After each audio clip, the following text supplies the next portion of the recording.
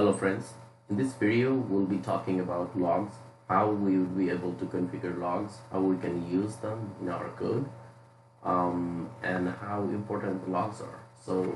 Logs is basically nothing but just a line of code that actually gives the user the ability to view the reports, and also it gives more detailed information about how the application did, where it hit, and then if there's any issue happened, where it occurred.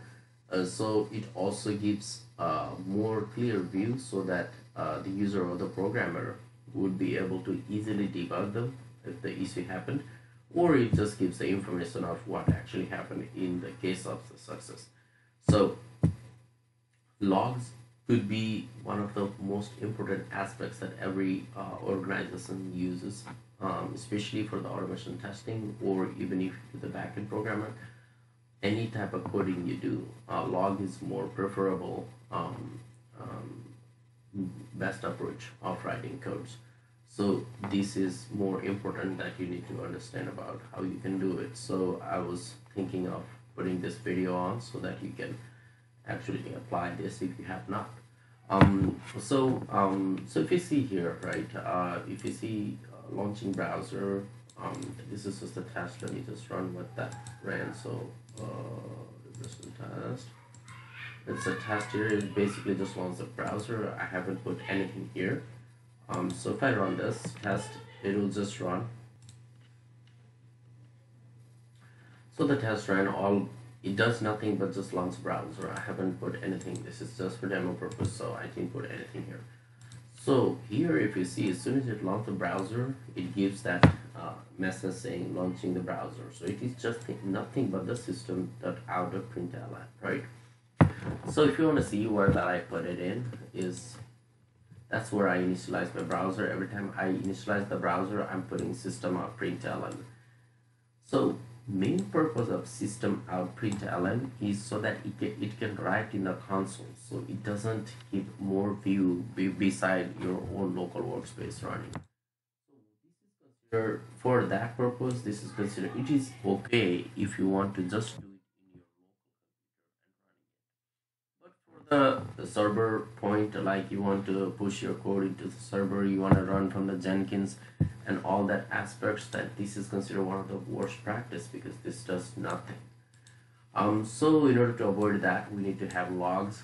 So for example, I want to put the same exact message into the logs, and how do I do that? So there are various ways to add the logs. Usually log4j is considered to be best practice, but then you have to set those up. But there are predefined artifacts that's now available in the Maven, so it just simplifies our work. So we're going to use that. So for that purpose, you need to go to pom.xml. Okay, here's the steps. Okay, first of all, go to pom.xml, and this applies only if it's your Maven project. I've been going through all Maven related videos so that it is much easier, where we could download easily any apps, jars, whatever we want through Maven. So it just simplifies our work. So anywhere in the dependency, right? So we need to find this artifacts. This artifacts is also available into the in order to do that, first of all, go to slf4j Maven dependency, slf for number 4j Maven dependency. Search into the Google and you can find the result. Just click that first, whatever option you get. From there, we're going to grab the simple binding, slf4j simple binding. So watch here, there's a Maven repository, slf4j simple binding. Click to that, and here are the different versions available for you to use. You can use 1.7.25, which is considered the most up-to-date version. So I'll just click to this one. As soon as I click, it will give me the code that I need to copy paste into my pom.xml. So I simply click here, copy everything. Now I'm done with the Maven. I can just remove this page. I'm going back to my Maven pom.xml file right here, pom.xml. That's the file we're on. I simply paste here. I don't need this scope. Now I have downloaded the library for log. So now I can use them for SLF4J. Then what we did is we're just going to go back to the browser wherever we are using this the system of println. So we're going to see what the difference, and then we'll find what we can do. So now we're going to just simply apply it. So in order to do that, first of all, we need to create an instance of the logger. So we'll just write it private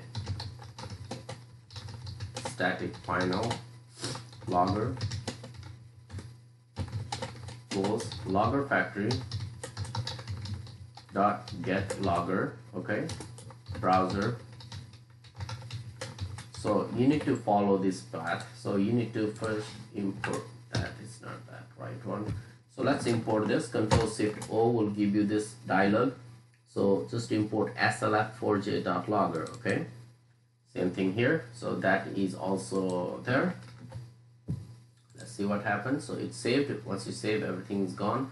So it's just ready. You need to confirm that is what you actually imported. If you import wrong classes import package, then it will just show the error. So make sure you have that. So now this log is ready to be applied. So here I'm going to show you. I'm not removing this for now so that you can see the difference.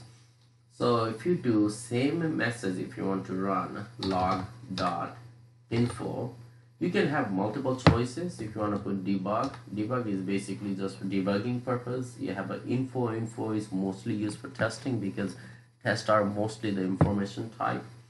There are errors and all different trace error, all different log type you can use, but mostly we'll go with the info. And it will require the message, obviously, just the message. We're going to copy exactly what we see here so that we can see the difference. So now we're done here. So you can put as many times this log. There's no limitation. Only the thing is more logs you put on, so you expect you are killing more drivers, more memory, right? So you need to be cautious on that. So we're just putting the same message. Only the thing is, it is very short and clean. Log.info is enough. You don't have to write system.out.println. And the next thing is, you don't, you are following the good practice, right? So let's see. Let's run the same test that we did before. Is simply launching the browser. So watch here and we're going to see what's the difference. Okay, run as JUnit test. So if you see here, it's just going to launch the browser. That's it. So if you see here, this launching the browser, this is coming from the log, and if you see this one, this is coming from your system out println. And here if you see, it gives you more information of exact which class that log occurred, right?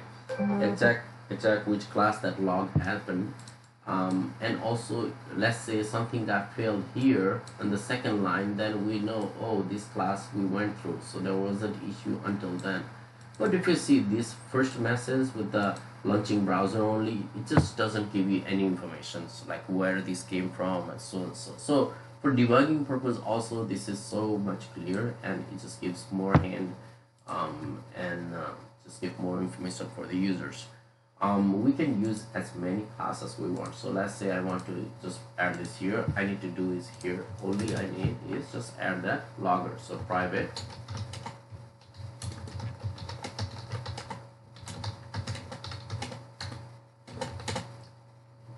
equals logger factory get logger. So it will be classes regression test. Okay. So now you need to import it, obviously, right? So slf4j, and then import this also. You don't need that. Looks like something that we don't need that. It just comes by default. Import that with the slf4j logger factory. Okay. So now this log can be used here also. So I can add that same info. I just loaded data from the properties file, so I'll say data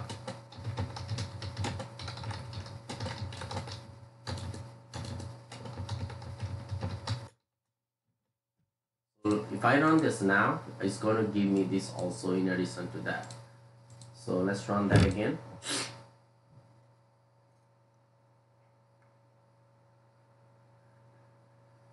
Okay, now if you see here, it should say data properly loaded from that properties, and it gave you the class name, so you know what class name it is, what entire class with the package name, so exactly you know where that happened. So if you want to write something here, let's say you fail something, right? So after that you want to fail something, you don't want to lose the browser, so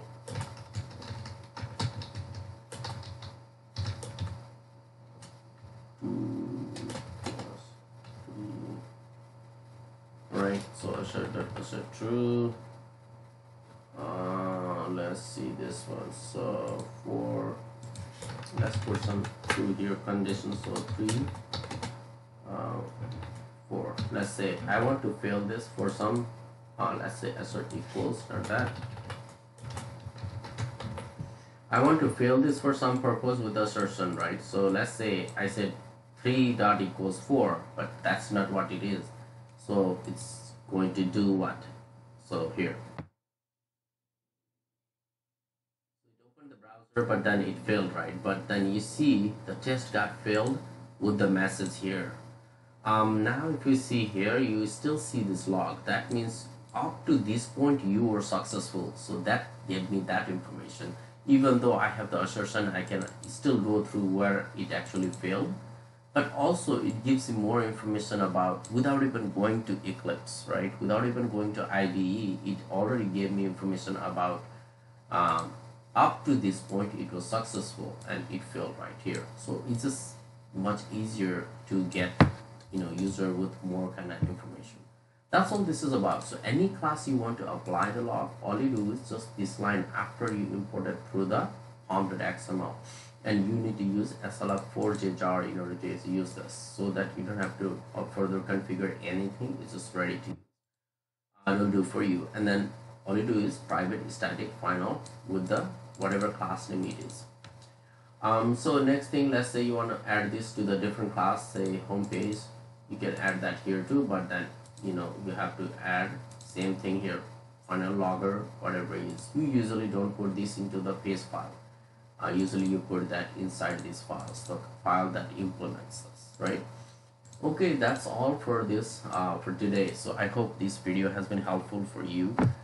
So if you have any comments, please feel free to add them, and I'll be more than happy to respond to you. And thank you for watching this video, and please continue to support my channel. Please subscribe my channel if you have not, and we'll look forward to add more and more stuff here. Thank you very much.